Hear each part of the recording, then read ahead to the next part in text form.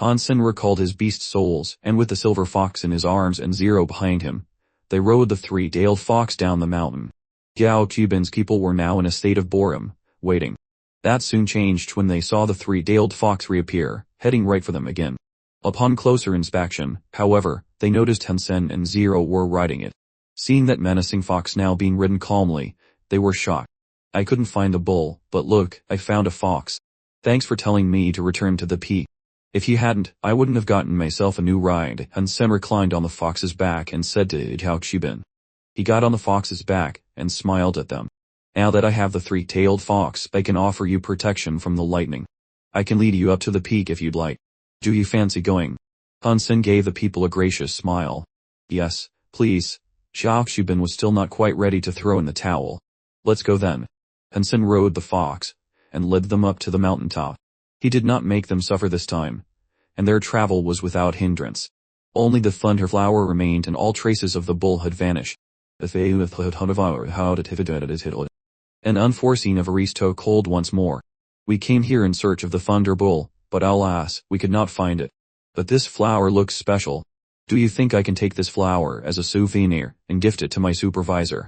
He might like it, he pondered, then permitted Feng to collect it, not daring to go himself. Feng shared Xiao's apprehension, fearful of approaching the bloom. Nevertheless, bound by the order he had been given, he had no alternative but to comply. As he drew near and touched the flower, a burst of golden lightning erupted from the bud, electrocuting him. Xiaohun was shocked in a different way. He smiled at Hansen and said, Mr. Han, the three-tailed fox you have can command thunder. May we request that it collect the flower on our behalf? Manager Xiao, do you think such a thing is possible?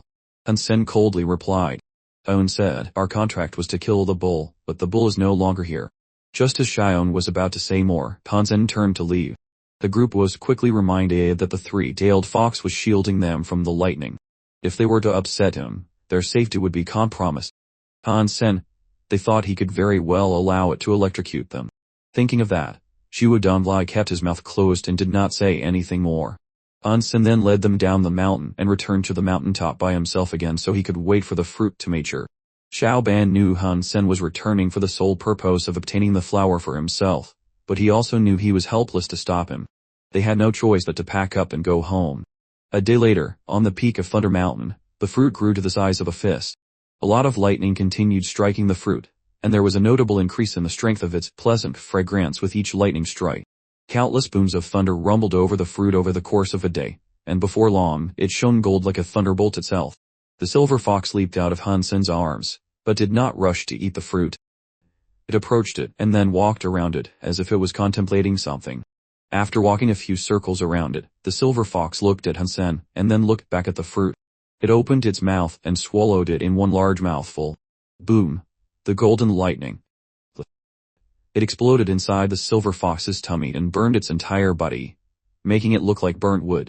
Hansen was shocked and almost wanted to rush to its aid, but luckily his Dongchuan aura was able to detect its life force was actually getting stronger. He remained where he was and did not approach. From inside the silver fox's charred body, a gold light burst forth. The strength of the light gradually increased, and the brighter it got, the darker its body became. Soon after, the silver fox's body was like smoldering charcoal with veins of red running along its black body. Suddenly, dark clouds reappeared, shadowing the land once more. A black bolt of thunder struck the now black fox. The silver fox's body cracked. Another black bolt came from the sky, and this happened a multitude of times. After the ninth occurrence, the clouds departed as quickly as they had come. Boom! A white lightning cloud then appeared in the sky, erupting with more bolts of thunder. They were all aimed at the silver fox's breaking body. After striking the fox 9 more times, this cloud also disappeared from wherever it had came from. After that, the same thing happened again and again with 6 other clouds. Strangely, they were all of a different color. Boom! Another lightning bolt streaked across the sky. But this was like a pillar heading directly downwards, as if to crush the silver fox's motionless bones. Owl! The silver fox finally made a sound. But beneath the light of that holy pillar, the flesh of its prior composition began to return. The howl it made was sad enough to break someone's heart. When the fox first shattered, it did not make a noise, but it did when being reborn. The pain must have been far more excruciating. More and more lightning flashed across its rebirthing body, and slowly, the silver fox's new appearance was revealed. It was like a silver lightning fox, and now it was bearing the crushing weight of the pillar of light. Hansen and the three-tailed fox had to move a great distance away and watch the transformation from afar. Perhaps it was because there was too much lightning, but half of Thunder Mountain collapsed. Amidst the ruin and rubble, the silver fox howled again. The silver lightning sundered the light pillar and went even further, lighting up the entire sky. The silver lightning broke the sky, literally cracking it open. Inside the cracks, Hansen saw many strange things. He saw a palace and strange flora. He even saw a tree with an angel perched on one of its branches. From inside those cracks, a phantom force of pressure burst forth to push him down on the ground. His power still wasn't at a high enough level to resist that pressure. The silver fox looked at Hansen and called out to him. Hansen looked at the silver fox, and their eyes locked. From what Hansen could see in the silver fox's eyes, it was conflicted. Hansen thought the silver fox was going to summon the gate to the third god sanctuary like the holy Reina or the empty witch had. But it didn't take long for that assumption to change. The silver fox hadn't summoned a spirit. Instead, it had forced open a crack between both sanctuaries to force its way beyond. Little silver dog, I'll find you. We'll be together again real soon. Hansen did his best to stand up but could not. He gathered all the power he could to generate sonic thunder powers. But even with that power, he could not make a squeak. The silver fox had evolved, and if it remained in the second god sanctuary, its body would be tainted, and end up in a far worse state than it currently was. It would have to leave this place before the cracks closed. Although Hansen wanted to go with it, it was impossible for him to even budge. The silver fox yelped in the direction of its master once more, and as it inched itself towards the cracks, it made sure to keep looking back at Hansen. I will look for you soon, little silver. Wait for me. Hansen witnessed the cracks beginning to seal, and so he spoke aloud one last time to the silver fox that looked back at him. The silver fox nodded, and then it turned back to face the portal. Its body morphed into silver lightning and was drawn inside. Boom, the crack closed shut, and the pressure that had forced Hansen to the ground vanished. Still, he did not immediately get back on his feet. His heart had been dealt a blow he had almost never had to deal with. Ever since he watched the birth of Little Silver, he had spent most of his time alongside it. It was a genuine companion, and now that it was gone, it hurt. Hansen vowed to do whatever it took to find the silver fox again. But the third god's sanctuary was a massive, sprawling place. It was largely unexplored, and human development was slow there. Unless he was tremendously lucky, Hansen feared it might take years for the two to reunite. I know I shouldn't worry. I'll find him no matter where he ends up. I'll cut down anyone or anything that tries to stop me from reuniting with him. Hansen was going to consider this an oath, a vow he would swear to uphold. Looking up to the sky, he shouted, Little Silver, hold on. I'm going to look after you no matter what it takes. After cheering himself up, he returned to the nearest human shelter and went back to the Alliance. In accordance with the contract, he returned half of the Angel Gene fluid to Angel Gene. He wouldn't play nice with those people ever again. But before he hit the road again, he spoke to his mother and informed her of his plan. Hansen was going to give her most of his beast souls and the super creatures he had claimed. It would have been even better if she could go to Moment Shelter, for if she did, he could move on to the third god sanctuary without worry. If you visit the third god sanctuary, do not let the spirits know that you have an association with the Liu family, Liu Lan said calmly after hearing his plans. Your great-grandfather was renowned for his cruelty in the third god sanctuary. Every spirit there will hate him with a passion. If you don't want a perpetual bounty on your head, keep your familial ties to him a secret. But since you didn't learn the falsified Sky Sutra, that shouldn't be too much of a problem. Hansen smiled. When he heard this, his heart jumped. He knew he'd have no problem keeping a secret, but he was aware that the Jew family hated him. He feared they would send word to the spirits of the third god's sanctuary about who Hansen's ancestor was. After walking for an entire month, Hansen came across a second-generation wolf king out on moor. To get it, Hansen had to slay its entire wolf pack. He didn't get a beast soul, but he was able to finally max out his super geno points. They spent 4 months traveling back to Moment Shelter, where he left Lulan to handle the affairs of the shelter.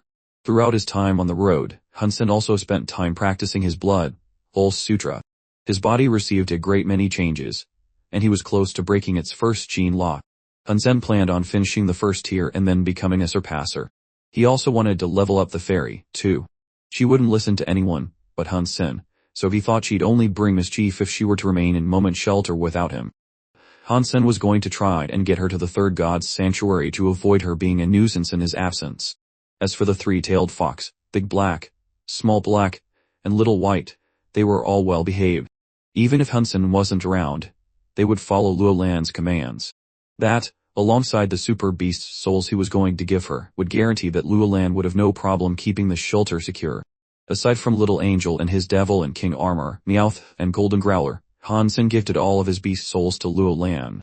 Hansen worried people might recognize the devil and king armor that Dollar had used, and that's why he decided to bring it with him.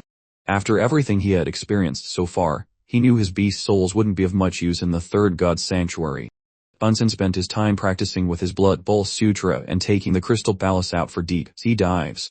Down there, he searched for Hansen had intended to find water element super creatures to aid the fairy's development.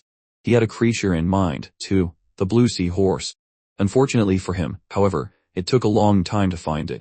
It turned out that the blue sea horse's element was fire.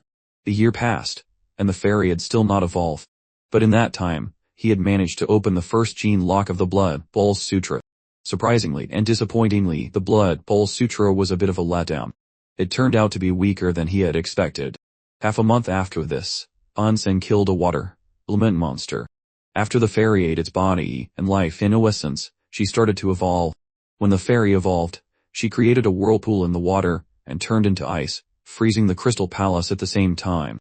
The sanctuary door opened in the air, and a spirit walked out to approach the fairy.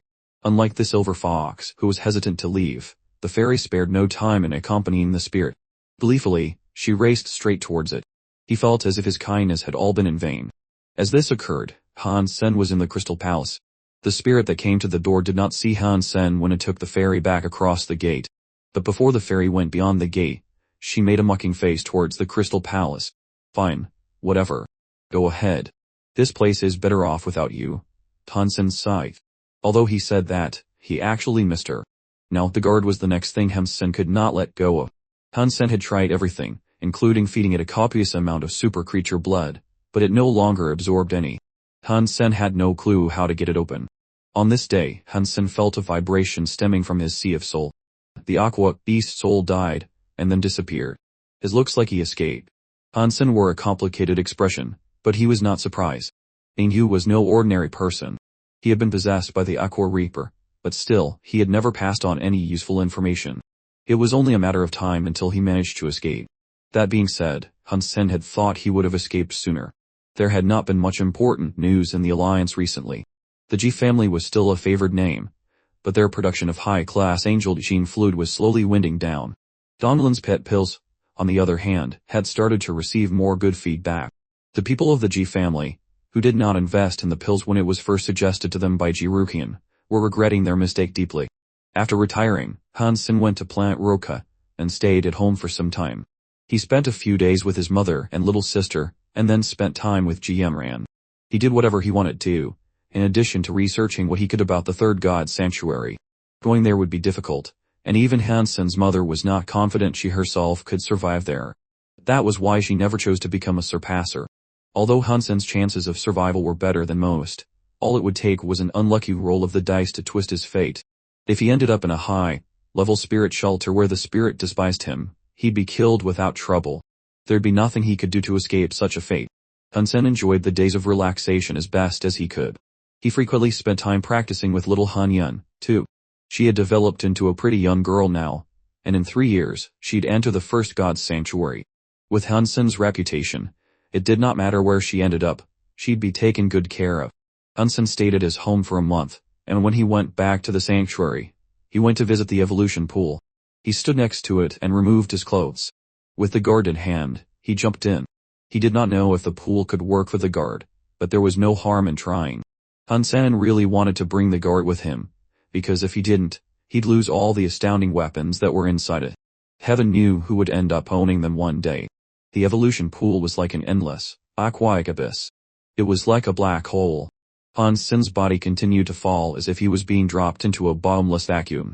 The composition of his body began to melt away as his flesh decomposed. Hansen did not feel any pain, and he could not see or hear anything. It felt as if his body was being reborn, as if he was in purgatory, soon to be graced with a new life. Evolution successful. You have achieved the rank of Surpasser. You have gained an additional 100-year lifespan. Your super body has evolved. Super King Spirit. Name, Hansen Super Body. Super King Spirit Title, Surpasser Lifespan. 400 Next evolution requirement. 100 Geno points. Hansen was pushed to the surface of the water as he heard the announcement, informing him of his success in evolving. Before Hansen could admire his new Surpasser body, however, he felt his left hand becoming overwhelmed by a pulsing power. The guard in his left hand was vibrating like mad.